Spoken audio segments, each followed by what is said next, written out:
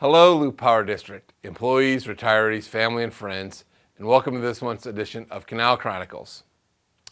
I first of all want to congratulate all of Loup Power for an award we received at the APPA Engineering and Operations Conference in New Orleans at the beginning of the month.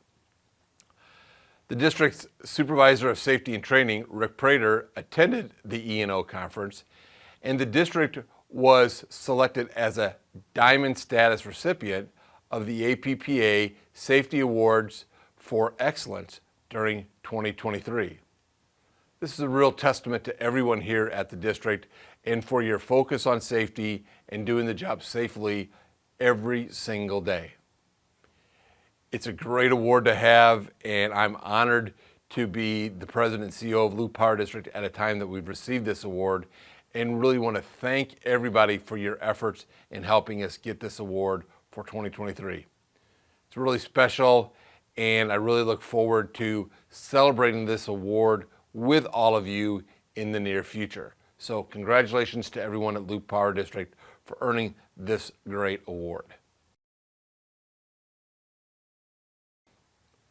At the board meeting today, district management discussed quite a number of water issues with the board of directors. I know we've talked about water issues a lot in the past, but water issues continue to be an important part of what drives us on a daily basis. Currently, we're waiting on the Nebraska Department of Environment and Energy to complete their water quality certification so that we can file our non-capacity license amendment with the Federal Energy Regulatory Commission. We initiated the comment period on the water quality certification back in December of 2023 and should have had the water quality certification by now, but we continue to wait on NDEE for this certificate.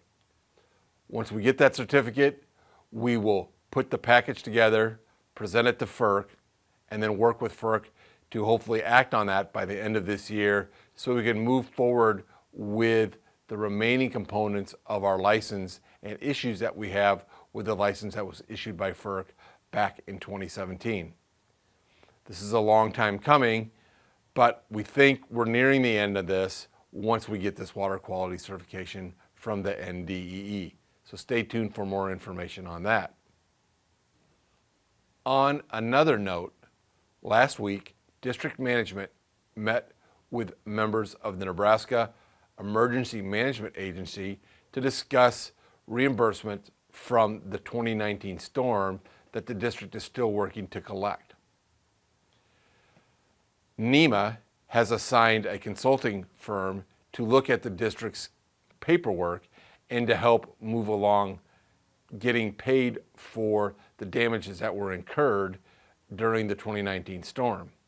Fortunately or unfortunately, we learned it may take up to 10 years to get payment reimbursed from NEMA and the Federal Emergency Management Agency. So it may be a long time coming until we can get all of the money that we believe is due to us from that emergency. When we talked with the NEMA officials, they said they still had open cases from 2005 and Hurricane Katrina that they were working through. So you can imagine how long it might take for us to get reimbursed for damage from the 2019 storm. Hopefully, however, having a consulting firm working with NEMA and FEMA will speed up the process and get reimbursement back to the district sooner rather than later. So that should help out cash flow needs of the district in the near future. Stay tuned for more information on that, and we'll provide that as it becomes available. District management presented the board of directors with a list of various water appropriations in the Loup River Basin.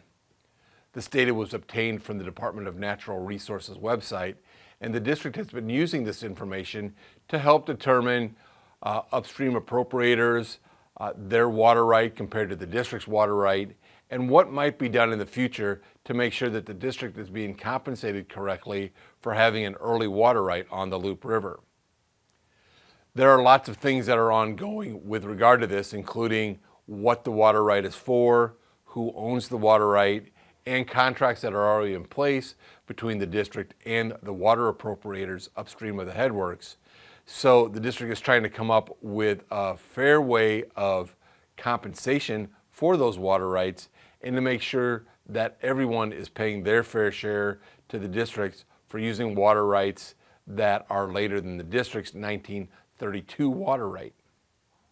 There was a lot of detail presented to the board, and we had a lot of discussion on the upstream irrigators and upstream water users, what the use of the water is for, and what might happen in the future with regard to water rights along the Loup River.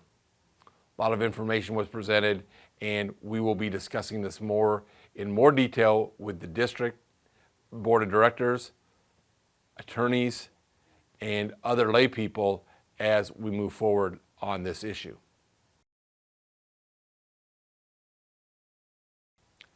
At today's board meeting, the board approved a resolution accepting Rick Prater's retirement from the district.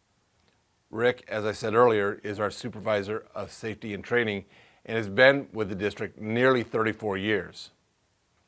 Sorry to see Rick leave, but we want to thank him for all that he's done for the district and to have him enjoy and really welcome him into retirement.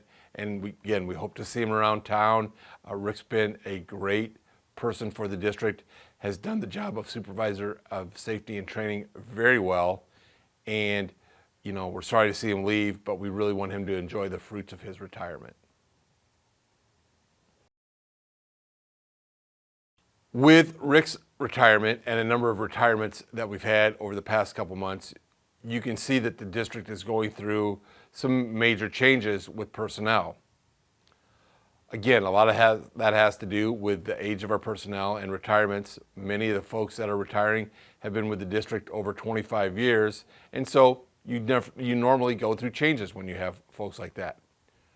We also believe we're going to see quite a number of retirements upcoming in the near future, so we're working with our Human Resources Department and others to kind of try to figure out the best way to go through the retirements that we know will be upcoming and that we will anticipate upcoming in the next several years, and look at a manageable way to deal with those, to bring new people on board, and to make sure we're not losing the institutional knowledge that we have here at the district.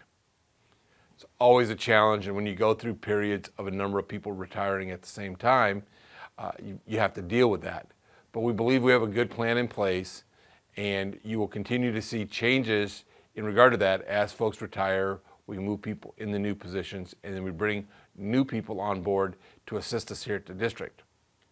We are always looking for great people to work here at the district. So if you think you would be a good teammate to all of us here at the district, don't hesitate to put a resume in, and we will review that as job openings become available. Vice President of Corporate Services, Todd Duran, presented to the board an update on legislative activities that have occurred in 2024. The Nebraska Unicameral adjourned sine die on April 18th, and it was a whirlwind session again this year with many activities ongoing, including squeezing a lot of bills into one or two bills at the very end of the session.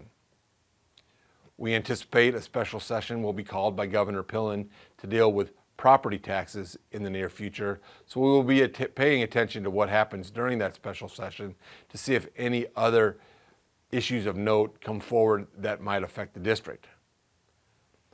Currently, there were a few issues which impacted public power and other electric utilities throughout the state, but they were minor in nature, and we will be updating some of our information to let you know what those are in the future. So stay tuned for more information regarding those. But for the most part, the electric utility industry was spared any major changes in the way we'll do our operations on a day-to-day basis. As I mentioned at the beginning, the district was awarded a Diamond Status Safety Award for 2023. And again, as I stated earlier, this is a great award for the district to win. Safety is an ongoing issue that we have to deal with every single day and every single job. I don't want anyone to ever forget about that as we do our daily work. Safety is the number one thing that we must deal with. Yes, we want to provide reliable, low-cost power to our customers, but if we can't do that safely, then it's not worth doing. I want everybody to concentrate on safety on a regular basis. Never forget about safety when you're doing your jobs. Make sure you're always doing your tailgates, your walk-arounds. Make sure that we have all of our equipment in proper working order and that we can use those safely in the work that we perform on a daily basis. I've said this many times, I don't want to go to someone's home and tell your spouse that you're not coming home tonight because of some issue that happened that we couldn't do something safely. Yes, we work in a lot of different conditions and sometimes it's very, very difficult. But again, if we can't do a job safely, it's just not worth doing at all. So remember that the next time you're out on a job. So with that, and as always, stay safe and be happy.